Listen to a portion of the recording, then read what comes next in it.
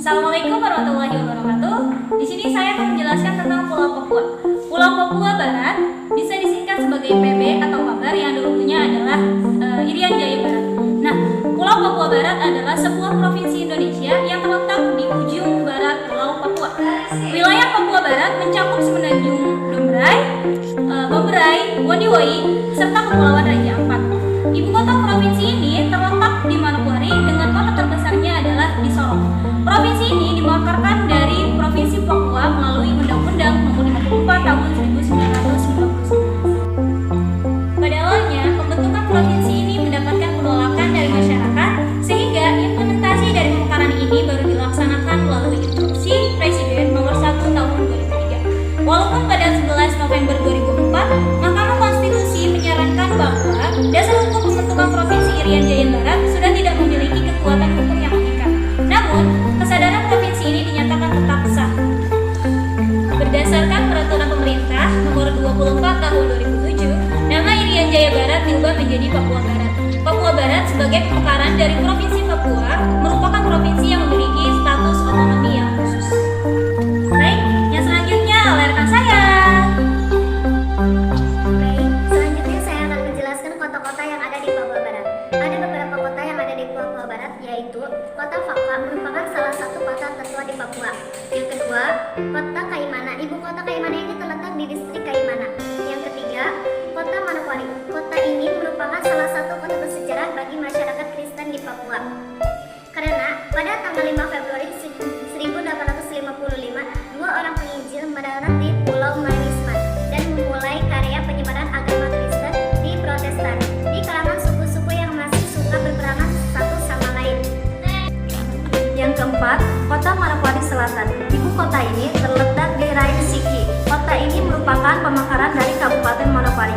Kabupaten ini resmi dimekarkan pada 25 Oktober 2012. Yang kelima, Kota Maibrat. Kabupaten ini dibentuk pada tahun 2009 sebagai pemekaran dari Kabupaten Sorong. Yang keenam, Kabupaten Raja Ampat. Kabupaten ini memiliki 610 pulau, termasuk 4 diantaranya yaitu Pulau Misol, Salawati, Bantan. Yang keenam, Kabupaten Raja Ampat. Kabupaten ini memiliki 610 pulau, termasuk 4 diantaranya yaitu Pulau Misol, Salawati, Batanta, dan Waigeo merupakan pulau-pulau terbesar. Yang ketujuh, Kabupaten Sorong. Kabupaten ini terletak di Aimas. Kabupaten ini merupakan salah satu penghasil minyak utama di Indonesia.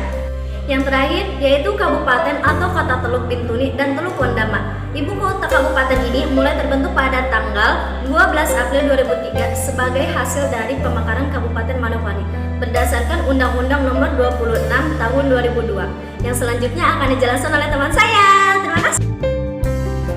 Baik, terima kasih. Di sini saya akan menjelaskan dan melanjutkan pulau-pulau yang ada di Papua Barat Indonesia. Kabupaten Raja Ampat adalah salah satu kabupaten di Provinsi Papua Barat Indonesia. Kabupaten ini memiliki 610 pulau, termasuk Kepulauan Raja Ampat, diantaranya Pulau Misol, Pulau Salawati, Batanta, dan Migo. Merupakan pulau-pulau terbesar. Ada 6 pulau terbaik di Papua Barat Indonesia, yaitu yang pertama Kepulauan Pianemo, yang kedua Pulau Mansinam, yang ketiga Pulau Yade, yang keempat Pulau Freeland, yang kelima Pulau Dua, dan yang terakhir Pulau Burung Islam. Nah, ke-6 pulau tersebut adalah pulau yang terbaik dan banyak pengunjungnya. Wilayah Papua Barat mencakup semenanjung Dombrai, Wondiwoi, serta Kepulauan Raja Ampat. Terima kasih. Langsung saja saya akan menjelaskan tentang suku-suku yang ada di Papua Barat. Berikut 8 suku-suku yang terkenal di Papua Barat. Yang pertama, suku Arpak. Suku Arpak ialah orang yang tinggal di pegunungan Arpak. Yang kedua, suku Asmat, yaitu suku terbesar dan paling terkenal di Papua. Yang ketiga, suku Dani, mereka yang hidup dengan mendiami daerah pegunungan dan tersebar di seluruh Kabupaten Jaya Wijaya. Namun, kebanyakan orang mengenal suku Dani tinggal di sebuah wilayah di lembah Dalian. Yang keempat, suku Amungme, kurang lebih 13.000 orang tinggal di dataran tinggi Papua. Suku ini sangat menghormati sekaligus terikat dengan tanah leluhur mereka. Mereka menganggap bahwa gunung dan sekitarnya merupakan tempat suci. Yang kelima, suku Korowai, yaitu mereka mendiami area luas dataran rendah, berupa rawa, hutan, mangrove, dan lahan basah. Yang keenam, suku Buyu, yaitu mereka yang menempati Kabupaten Goven di Goel. Yang ketujuh, suku Bauzi, mereka yang tinggal di kawasan Trisoya. Yang kedelapan, suku Uli, memiliki ciri-ciri melukis wajah dengan warna kuning, merah, dan putih. Membuat wig dari rambut mereka sendiri sudah menjadi tradisi bagi mereka. Terima kasih, akan dilanjutkan oleh teman saya. Terima kasih Teh Nurul. Selanjutnya, di sini saya akan menjelaskan ras yang ada di Pulau Papua Barat.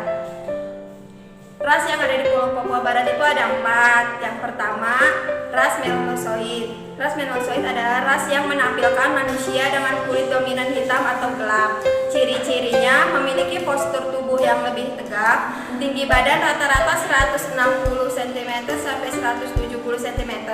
Kulit yang dominan hitam atau gelap, bentuk bibir yang lebih tebal, rambut yang berwarna hitam, bentuk rambut yang keriting, bentuk hidung yang lebih lebar dan pesek, mata pencaharian sebagai berkuku, kecenderungan tinggal di daerah sungai atau pantai. Pesta adat Emaluda atau pesta mencari jodoh. Yang kedua, ras Melanesia. Ciri-cirinya kulit hitam, badan kekar, rambut keriting, bibir tebal, hidung mancung. Yang ketiga, ras Betel. Ciri-cirinya kulit sawo mata, berperawakan kecil, rambut berombak. Yang keempat, ras Proto Melayu. Ciri-cirinya ayuti kulit sawo mata, muka bulat, rambut ikal atau lurus, hidung sedang atau lebar, badan tinggi, ramping. Selanjutnya akan dijelaskan oleh teman saya. Baik, selanjutnya yaitu ada peranata sosial. Nah, sebelum saya menjelaskan, apakah di sini teman-teman ada yang sudah tahu apa sih peranata sosial itu? Oke, di sini saya akan menjelaskan ya. Peranata sosial di sini sering disebut sebagai lembaga sosial. Nah, arti dari kata sosial tersebut adalah yang berarti sesuatu yang tumbuh, yang lahir dan berkembang dalam kehidupan bersama. Adapun contoh dari peranata sosial, yang pertama yaitu ada peranata keluarga, yang kedua ada peranata pendidikan, yang ketiga ada peranata ekonomi, yang keempat ada peranata agama, dan yang terakhir itu ada peranata politik. Nah, selanjutnya contoh-contoh tersebut akan dijelaskan oleh teman saya. Terima kasih. Baik, di sini saya ingin menjelaskan sedikit tentang jenis-jenis peranata sosial, di antaranya peranata keluarga. Peranata keluarga merupakan suatu sistem atau norma dan tata cara yang diterima untuk menyesuaikan beberapa tugas penting. Di antaranya, keluarga berperan membina anggota-anggotanya untuk beradaptasi dengan lingkungan fisik maupun lingkungan budaya di mana ia berada. Contohnya seperti yang ada di slide ini. Baik, selanjutnya yaitu peranata pendidikan. Peranata pendidikan adalah suatu proses pengubahan sikap dan tata laku seseorang atau kelompok orang dalam usaha mendewasakan manusia melalui upaya pengajaran atau pelatihan. Jadi contohnya seperti yang ada di slide berikut, itu adalah peranata pendidikan yang ada di Pulau Papua. Peranata ekonomi, yaitu yang ketiga. Peranata ekonomi adalah sarana yang distandarisasi untuk memelihara ketertiban dalam proses produksi dan distribusi barang dan jasa. Dan inilah contohnya sebagaimana yang telah dijelaskan tadi, peranata ekonomi yang ada di Pulau Papua. Baik, yang terakhir adalah peranata politik. Peranata politik merupakan sebuah lembaga sosial dalam suatu daerah yang memiliki aktivitas berhubungan dengan proses penentuan serta pelaksanaan tujuan pemerintahan kedaerahan tersebut. Dan inilah contoh peranata politik yang ada di Pulau Papua. Baik, di sini saya akan menjelaskan sedikit tentang beberapa kesenian dan kebudayaan yang ada di Papua. Yang pertama, bahasa. Terdapat ratusan bahasa daerah yang berkembang pada kelompok etnik yang ada di Papua. Aneka berbagai bahasa ini menyebabkan kesulitan dalam berkomunikasi antara satu kelompok etnik dengan kelompok lainnya. Oleh sebab itu, bahasa Indonesia digunakan secara resmi oleh masyarakat-masyarakat yang ada di Papua. Yang kedua, pakaian tradisional. Pakaian adat Papua untuk pria dan wanita hampir sama bentuknya. Pakaian adat itu memakai hiasan-hiasan seperti hiasan kepala berupa bentuk burung cendrawasih, gelang-gelang dan ikat pinggang dari manik-manik, serta rumbai-rumbai pada pergelangan kaki. Namun, ada juga masyarakat suku pedalaman Papua yang hanya menggunakan koteka dalam membalut tubuhnya. Yang ketiga itu rumah adat. Rumah adat yang ada di Papua itu bernama rumah Honai.